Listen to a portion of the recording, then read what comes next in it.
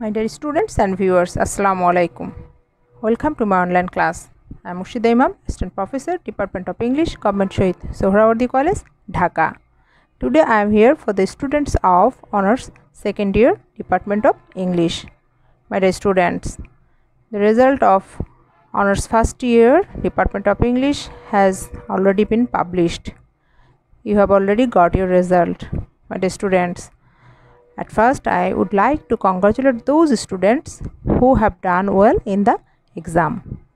And I know many of you haven't done well or failed. My dear students, don't be upset or don't be depressed.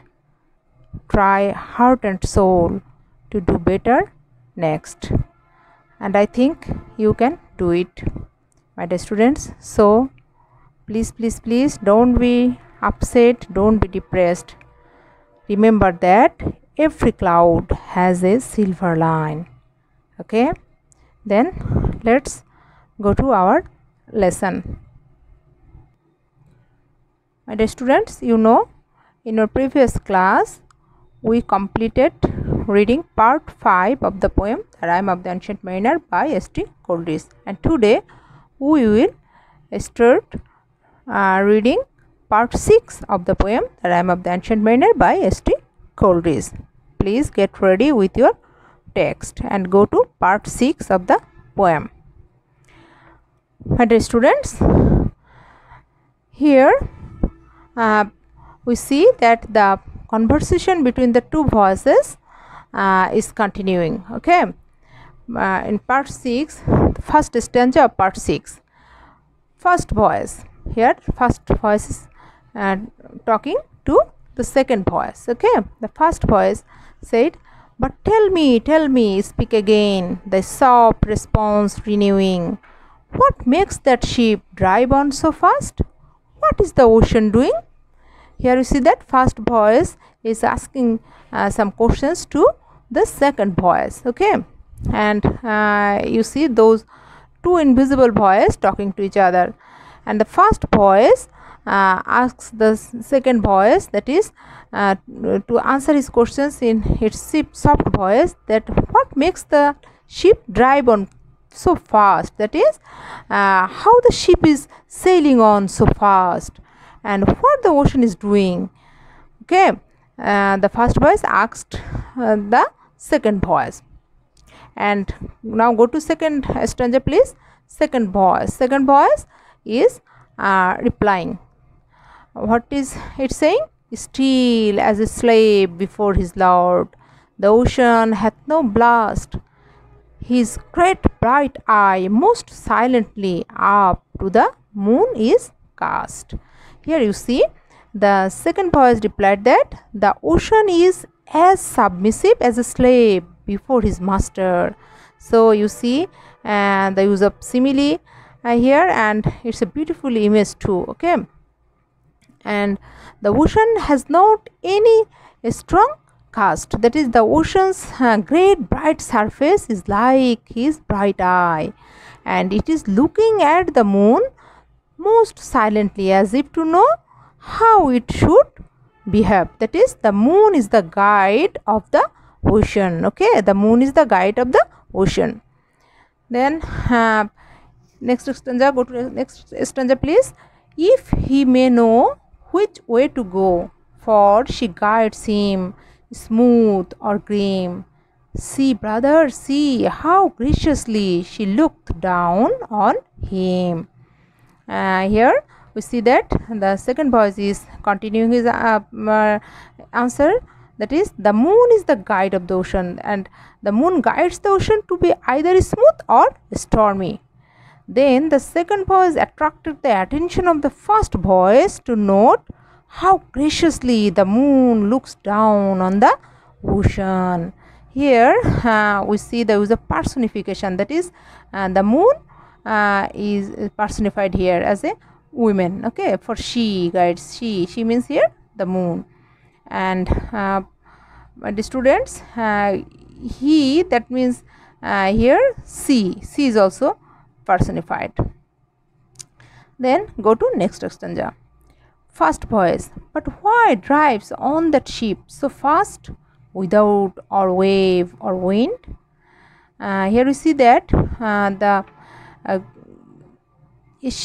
we know that a ship needs wind or wave to move, okay, but here the first voice we see that he is very much wondered, that is being wondered, he asked the second voice, that is, at what force drives the ship so fast without tide or wind? Then the second voice replying that the air is cut away before and closes from behind. Okay, here we see that an event, that is, the air is cut away before and closes from behind. Here the use of signs we see, that is, the second voice is replying that in the air in front of the ship is being cut to cause a vacuum. Okay, the air in front of the ship is causing a vacuum. Okay, being cut, it is causing a vacuum, and then what happens? The wind behind the ship, okay, is pushing the ship onward. Okay, and in this way the ship is sailing fast without wind or wave. Okay, then here we get an idea about the movement of the ship. Then go to next stanza, please. Fly, brother, fly, more high, or we shall be belated. For slow and slow that ship will go, when the mariner's trance is abated. Here we see that the second voice is also added that he addresses the first one as brother. Okay, the fly, brother, fly. That is, the second voice addresses the first voice as brother, and it was saying that is they had better fly higher and higher, or they would be late for their place where they were going. Okay, and when the mariner came to himself, he also added that when the mariner came to himself, that is, when the mariner came back to his sense, what will happen? The ship would sail more and more slowly. Okay, and here ended the conversation between the two invisible spirits. Okay, and the conversation between the two spirits here it's an treatment of supernatural elements. Okay, they are supernatural elements. Then go to next stanza. I woke and we were sailing on, as in a gentle weather. It was night, calm night. The moon was high. The dead men stood together. Again we find a supernatural event. Okay, the dead men stood together. Then what happens? I woke. That means the mariner, after the end of the conversation between the two voices, we see that the mariner woke up. Okay, then the mariner came back to his sense and found that the ship was sailing on as smoothly as in a fair weather. It was a calm night and the moon was shining high. And then what happened? Then the dead mariners were standing together. Okay, they stood together. A horrible image. Okay, we see, and it's a supernatural event too. Then go to next stanza, please. All stood together on the deck for a charnel dungeon feeder. Okay, all fixed on me their stony eyes that in the moon did glitter. A horrible image we see here. That is what happened, my dear students. All of the dead mariners, okay, stood together on the deck of the ship. They looked ghastly, fitter to be thrown into an underground cell meant for the bones of the dead. That is slaughterhouse. All of them fixed on him their stony eyes. That is the dead mariners. All of the dead mariners or shipmates, what were they doing? They fixed on him, that is on the mariner, their stony eyes, and those stony eyes were sparkling in the moonlight. A horrible image you see. Okay, my dear students. Now, my dear students, go to next stanza, please. That is stanza number 8. The pang, the gouts with which they died had never passed away. I could not draw my eyes from theirs, nor turn them up to pray. Okay. Here we see that is the pain and the scars with which the mariners died never disappeared from their eyes, and the mariner could neither draw his eyes from them nor could turn his eyes upwards to pray. Okay, then it was the situation of the ancient mariner. Then go to next stanza, please. Stanza number 9. And now this spell was snapped once more. I viewed the ocean green and looked far forth, yet little saw of what had else been seen. Here we see that the ancient mariner was on the way to get salvation. That is, now the spell of the curse was broken. Okay, and once more he observed the green ocean. Here it should be remarked that that is the ocean green. The ocean green, that is the ocean came to its real shape. Okay, now it's not rotting sea. Okay, it's a green. It became green. Okay, and you see that is the ancient mariner observed the green ocean and he looked forth into its expanse, and what did he notice? But he noticed little of what he had seen earlier. That is, earlier he saw the burning water, rotting sea, the crawling things. Okay, but now he didn't see those scenario now. Okay, he didn't see those scenario. That is, the ocean, the sea has become green now. Okay, everything is going to be was going to be normal. Okay, so we can we see that the ancient mariner is on the way to get salvation. Then go to stanza 10 of part 6.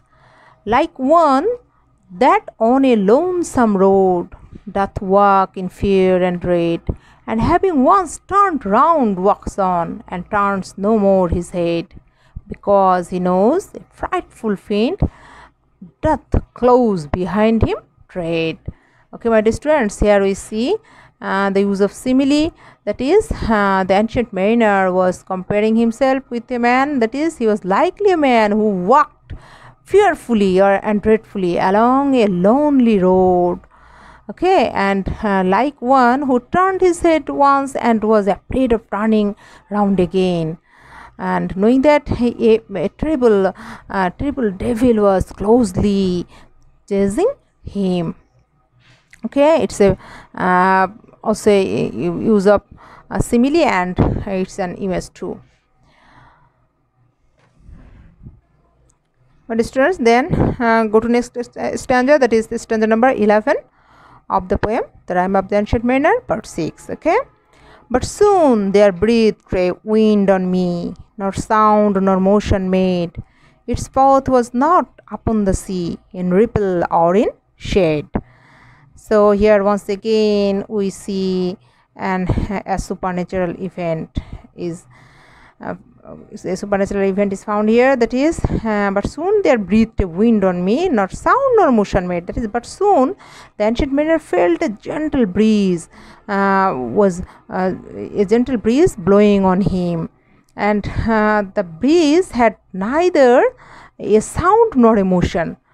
Okay, so it's not a normal breeze, you see, and its movement did not affect the surface of the ocean, for it did not cause any ripples in or any change of shades in the sea water. That is, the breeze was only blowing over the ancient mariner. So it's a supernatural event. Okay, then go to next stanza, please. That is stanza number 12 of part 6. It raised my hair, it fanned my cheek like a meadow gale of spring. It mingled strangely with my fears, yet it felt like a welcoming. Okay, then once again we find a simile, use of simile here, that is the gentle breeze only raised his hair and fanned his cheek like a strong wind of the spring in a meadow. Okay, the wind is compared with what, like a meadow girl of spring, that is a strong wind of the spring in a meadow. And it strangely intensified his fears for a moment, yet it finally caused a pleasant effect on him, that is it felt like a welcoming. Okay, he didn't he was not afraid of the breeze, rather he felt it felt like a welcoming to the ancient mariner. Then go to next stanza. Swiftly, swiftly flew the ship, yet she sailed softly too. Sweetly, sweetly blew the breeze, on me alone it blew. Here we see the repetition, swiftly, swiftly, sweetly, sweetly. Okay, the ship here sailed on speedily but quietly. Okay, the breeze blew pleasantly and pleasantly, but on him alone. Okay, the breeze was blowing over only the ancient mariner. Then go to next stanza, please. Oh, dream of joy, is this indeed the lighthouse top I see? Is this the hill? Is this the kirk? Is this mine own country? But students, here through the questionnaires we see that the ancient mariner reached his native land. Okay, he reached his hometown, or he reached his native land, that is he exclaimed with joy that is this indeed the lighthouse top I see, that is he was watching the lighthouse, the hill, the kirk means church. Okay, on the top of the hill there was a church, and all these he was watching, and watching this, he was sure that the ancient mariner reached his hometown or native land. Okay, then go to next stanza, please. We drifted over the harbor bar, and I with sobs did pray, oh, let me be awake, my God, or let me sleep always. That is always. The ship, now you see that the ship crossed the harbor bar and filled with joy. Okay, the ancient mariner prayed to God that he might either recover his consciousness in full or send everlasting sleep. Okay, he is praying to God. Then go to next stanza, please. The harbor bay was clear as glass, so smoothly it was strewn, and on the bay the moonlight lay, and the shadow of the moon. Here the ancient mariner was describing that the surface of the bay water had been leveled by the calm weather so smoothly that the bay water was as clear as a glass. Okay, here once again we see the use of simile, and the moonlight lay upon it, and the reflection of the moon clearly reflected in it. Okay, a beautiful image too. Then go to next stanza, please. That is stanza number 17 of part 6. The rock shone bright, the kirk no less, that stands above the rock. The moonlight steeped in silentness, the steady weathercock. Okay, here we see the silence. Okay, that is the hill and the church shone bright, and the motionless weathercock of the church was bathed in white moonlight. Okay, and made silent. There was actually silence all around. Okay, and once again we find an archaic word here, that is kirk. Kirk means church.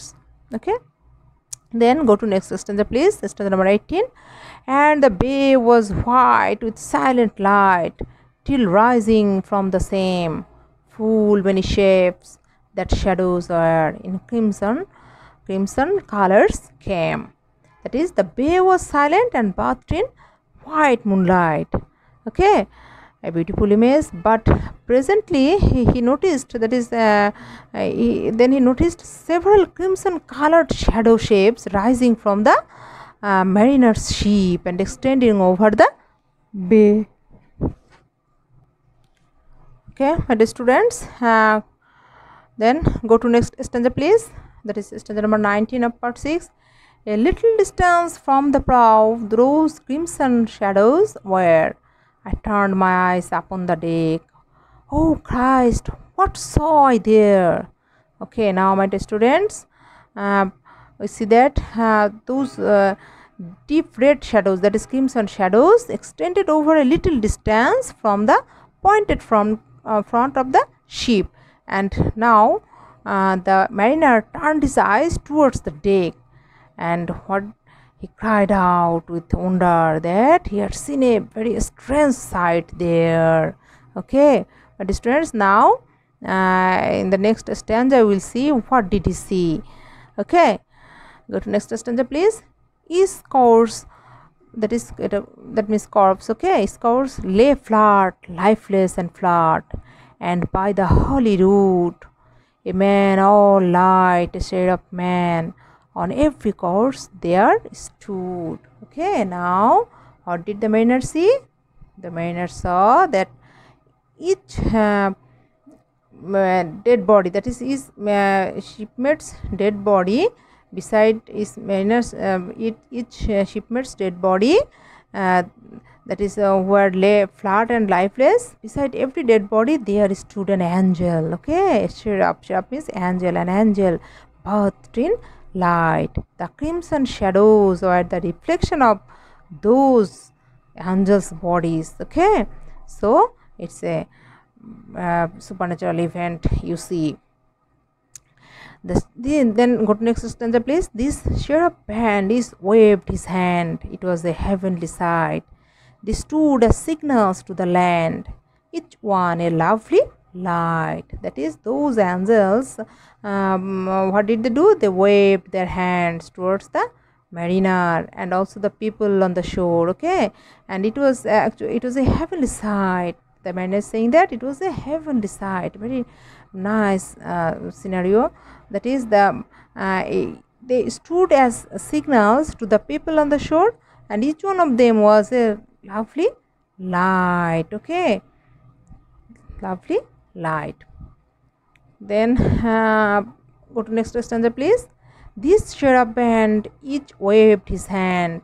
No voice did they impart, no voice, but oh, the silence sank like music on my heart. Here we got an audio visual image. Okay, the cherub band, that is each of them, each of the angels, okay, waved his hand but didn't utter any word. They didn't utter any word. There is no voice did they impart, no voice. That is repetition we find here, that is no voice, no voice. Okay, and you know, it's an use of anaphora too. That is the two lines begin with no voice, no voice. And but their silence like music made a deep impression on the soul of the mariner.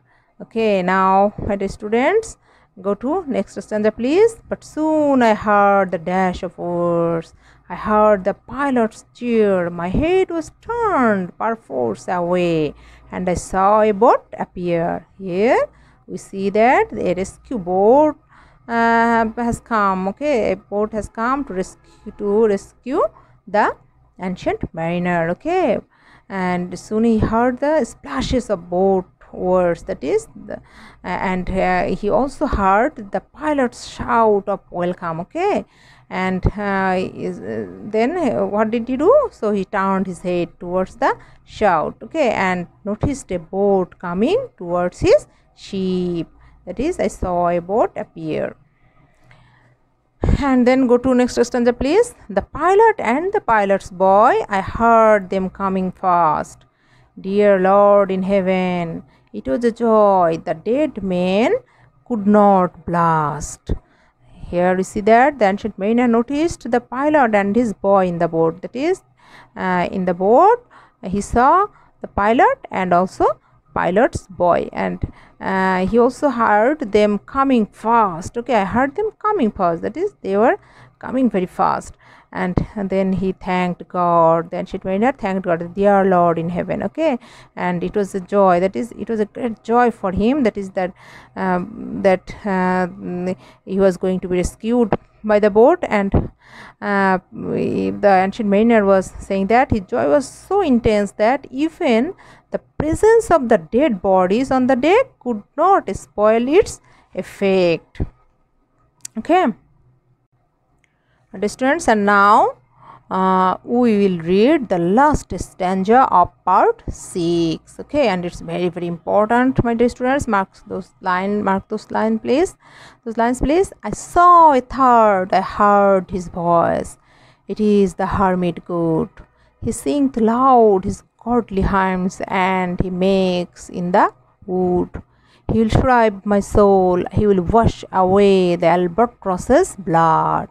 Okay, my dear students, here we see that there was also a passenger in the boat. That is, I saw a third, I heard his voice. That is, the third person, third man was no one but the hermit. So the mariner noticed a third man in the boat, and he heard his voice, and he was none but a hermit who used to sing religious song in the woods loudly.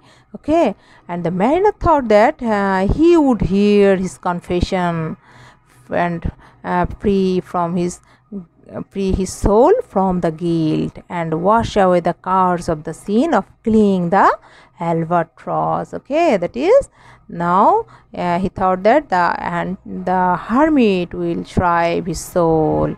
That is, he will make his soul free from the guilt. Okay, so the significance of the hermit is very much the role of the hermit is very much significant here. Okay, and in our next class we will read part 7, and we will also learn about the hermit. That is, where does he live. Okay, in the next stanza, that is the last stanza of the last part of the poem, that is part 7. In part 7 we will learn about the hermit more. Okay, then my dear students, that's all about part 6 of the poem, the Rime of the Ancient Mariner. Now my dear students, a homework for you, that is, write a critical appreciation of part 6 of the poem, the Rime of the Ancient Mariner. Okay, you have to write down a critical appreciation of part 6 of the poem, the Rime of the Ancient Mariner, and you can also try to write down about the significance of the hermit, that is the role of hermit. Okay, then my dear students, no more today. In our next class we will read part 7 of the poem, and that is and it is the last part of the poem, the Rime of the Ancient Mariner. We will read it in our next class. So my dear students, no more today. Be happy, be positive. Okay, and try your level best to do better in the exam. Okay, prepare yourself from now. See you again in our next class. Till then, goodbye my dear students. Allah Hafiz.